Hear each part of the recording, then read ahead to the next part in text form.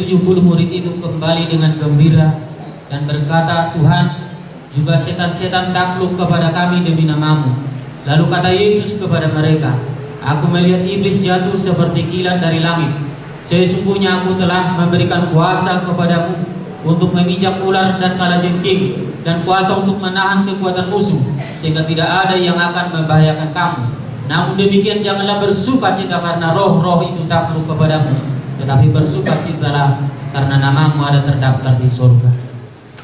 Kalau ada mujizat Tuhan menyertai pelayanan kita, menyertai doa kita, menyertai khotbah kita, itu namanya nama kita sudah tertulis dalam kitab kehidupan.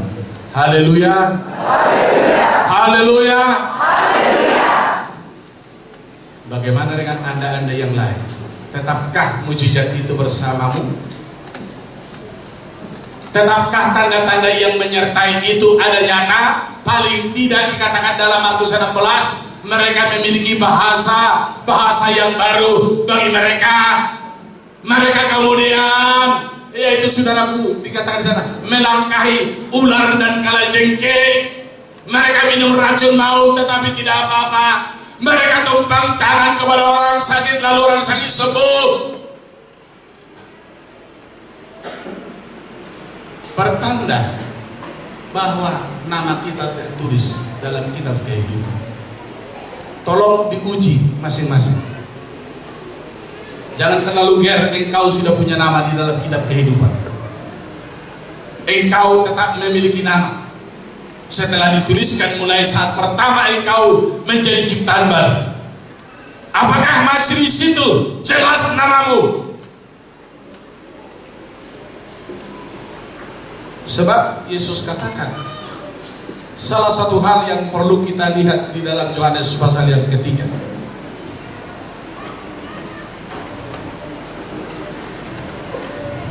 Ini pengakuan daripada seorang pemimpin orang Yahudi.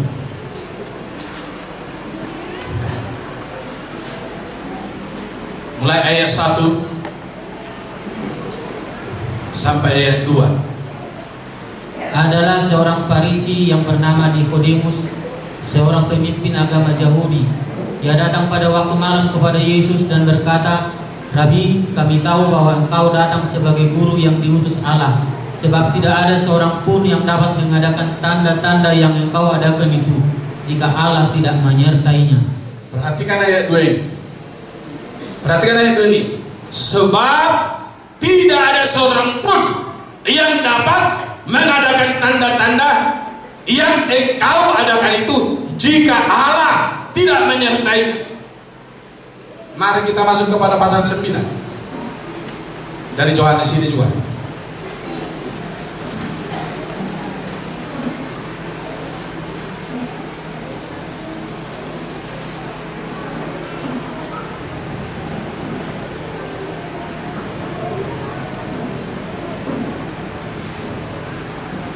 Ayat 30 mulai sampai 31 sampai 32.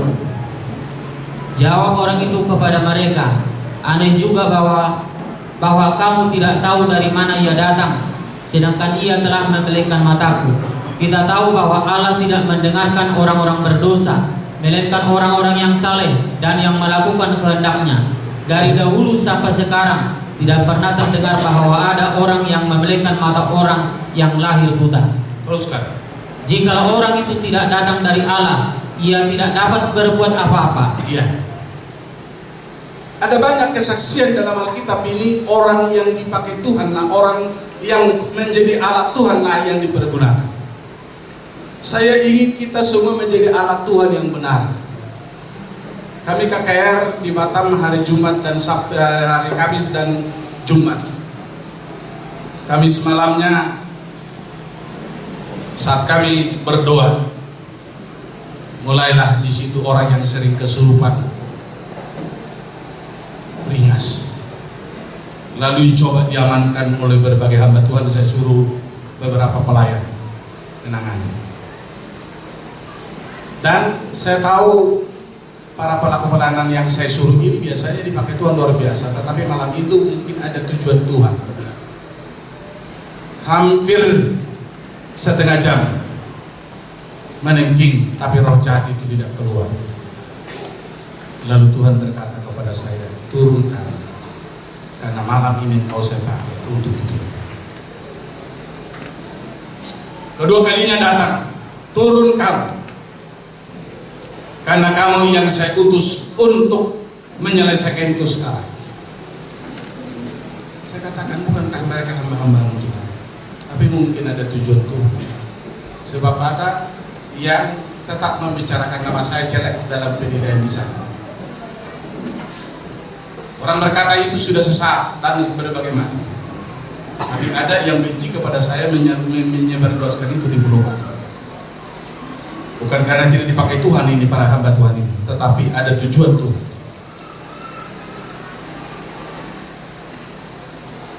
Ketiga kalinya datang suara itu, saya tidak bisa nahan lagi, saya tidak bisa menolak lagi, saya turun. Karena saya turun, saya katakan minum. Puji Tuhan, 5 menit lagi kemudian lepas.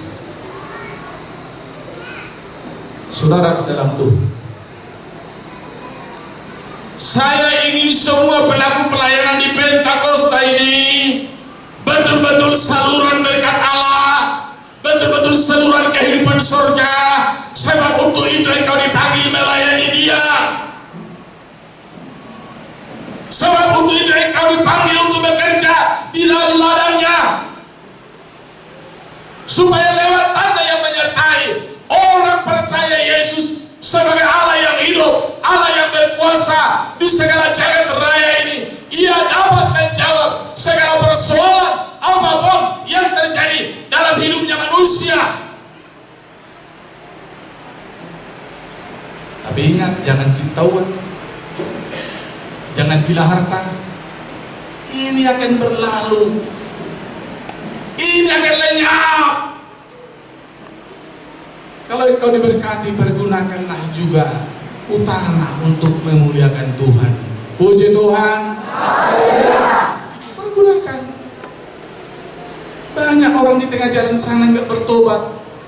Barangkali dengan berbagai metode kita dekati mereka, kita sadarkan mereka supaya mereka bertobat. Lalu kemudian ada orang yang pernah berkata kepada saya begini, saya memang sudah terima firman Tuhan, tetapi kalau saya keluar dari sini, apa yang menjadi mata pencarian saya? Sebab selama ini saya tidak mengerti pekerjaan-pekerjaan yang kasar. Tanya orang yang pernah tinggal di lembaga pemasyarakatan. Pasti mereka dipaksa oleh kondisi hidupnya menjadi maling kebanyakan, menjadi orang jahat kebanyakan. Tapi bila kita mendekati Dia, saya masih ingat almarhum Sintu Amar Paung, dia bertobat karena dia baca ini. Mari kita kepada Matius 5 dulu.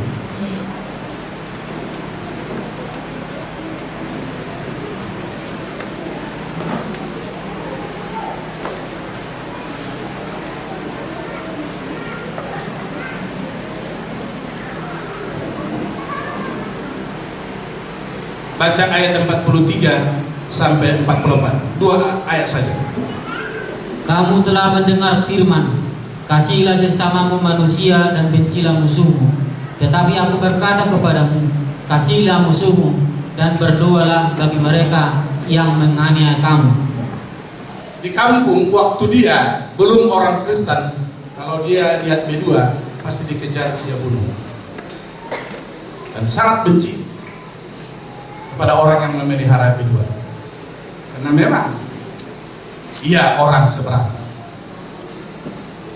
Dulunya dia tidak jelaskan siapa dia, tapi sesudah bertahun-tahun baru dia jelaskan. Di penjara saya bertobat setelah dibaca ini Matius 5. Dan bertobatnya juga aneh, karena setiap kelompok yang datang ke penjara membawa odol, membawa sabun mandi, membawa makanan, sehingga kesempatan bagi orang narapidana untuk rileks sedikit, mandi enak pakai sabun dan sebagainya, ada makanan lagi, sehingga sekali seminggu dia datang ibadah.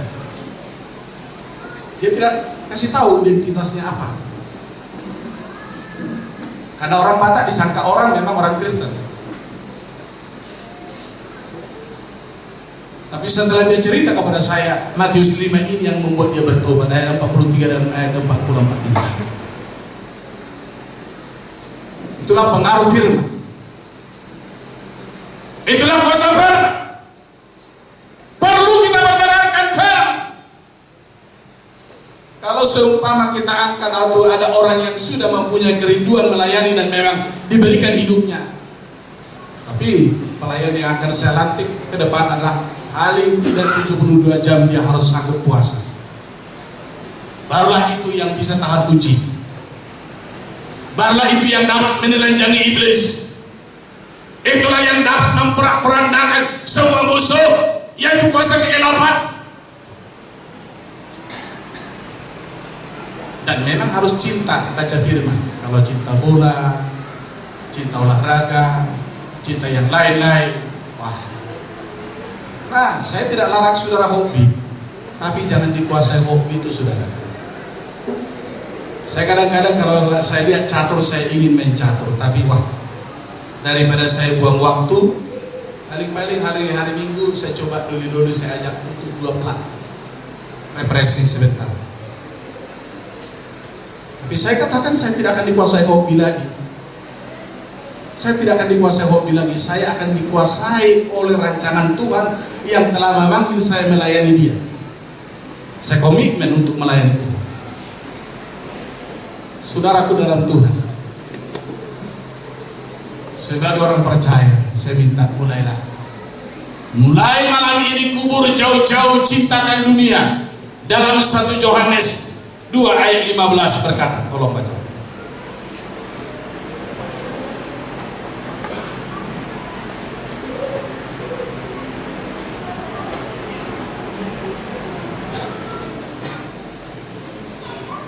Janganlah kamu mengasihi dunia dan apa yang ada di dalamnya.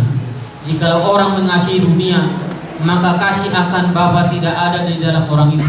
Sebab semua yang ada di dalam dunia, yaitu keinginan daging dan keinginan mata, serta keangkuhan hidup, bukanlah berasal dari Bapa, melainkan dari dunia. Dan dunia ini sedang lenyap dengan keinginannya. Tetapi orang yang melakukan kehendak Allah tetap hidup selama-lamanya. Ya. Saudaraku dalam Tuhan, renungkan firman ini dan jadilah engkau menjadi orang percaya yang sepenuh kepada Tuhan. Karena tentang perbuatan Tuhan, tentang kehadiran Tuhan dalam kelompok orang percaya, sejak Abraham mengikuti Tuhan dengan sepenuh hati, berlanjut kepada Musa yang memimpin bangsa itu keluar dari Mesir ke tanah Kanaan, berlanjut kepada Yusuf, berlanjut kepada Daud, berlanjut kepada yang lain-lain. Nyata semua apa yang keluar dari mulut Allah tetap digenapi. Oleh sebab itu, teguhkan imanmu, percayai firman Tuhan, dan apa yang dikatakan firman Tuhan juga pasti digenapi semua. Tidak ada yang akan batal, tidak ada yang akan berubah. Supaya dengan kesetiaanmu, maka firman Tuhan yang berkata, yang berbahagia ialah orang yang mendengar firman Allah serta yang melakukannya. Itu pasti nyata dalam orang yang mau percaya. Bagi Tuhanlah semua persembahan hidup kita, bagi Tuhanlah kemuliaan. Dan mari semua berdiri. Ku bawa hidupku sekarang ke tempat kudus-Mu, Tuhan. Persembahkan hidupmu, oh berikan hidupmu untuk Tuhan. Persembahkan bagi kemuliaannya. Ku bawa hidupku sekarang ke tempat kudus-Mu.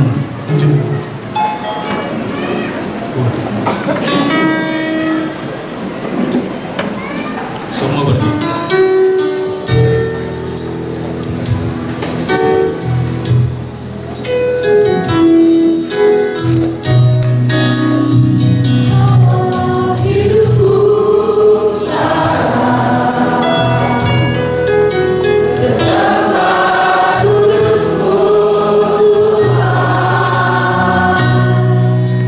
Yes,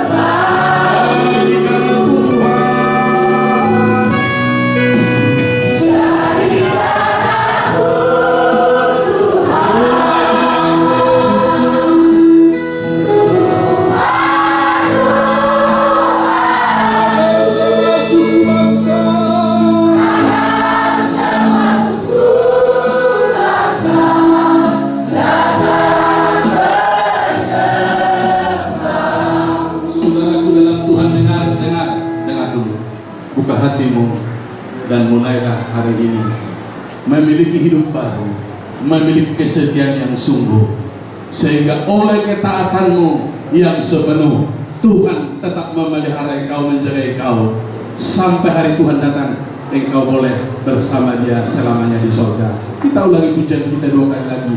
Ku bawa hidupku, tetap penuhkan tanganmu.